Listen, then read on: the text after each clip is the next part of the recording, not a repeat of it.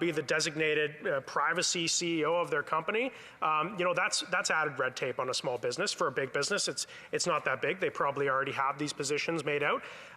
When we're talking about small businesses, even the maintenance of these databases and being able to keep all this data that they're collecting and be ready to comply with requests from the consumer and from the privacy commissioner to be able to hand over this data at any time, I think it creates a ton of paperwork for small businesses, and we need to look at a better way to do this to ensure that we can protect the privacy of Canadians, but not put too many onerous requirements on small businesses. Thank you. That's the honourable member for Battle River Crowfoot.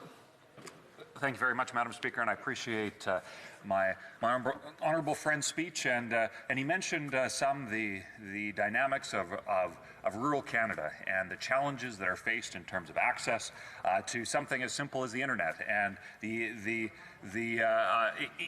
increased challenges that has on small and medium-sized enterprises, whether that be a farmer who is trying to access the most up-to-date equipment for their farm operation and the increasing data requirements surrounding that, whether it be the local insurance companies, like he mentioned, or the many other small and medium-sized businesses that exist across rural Canada. So it's important that rural lens is applied to something as important as this legislation. So I'm wondering if my honourable friend would be able to provide further comments on the impact that this will have on rural Canada. Thank you.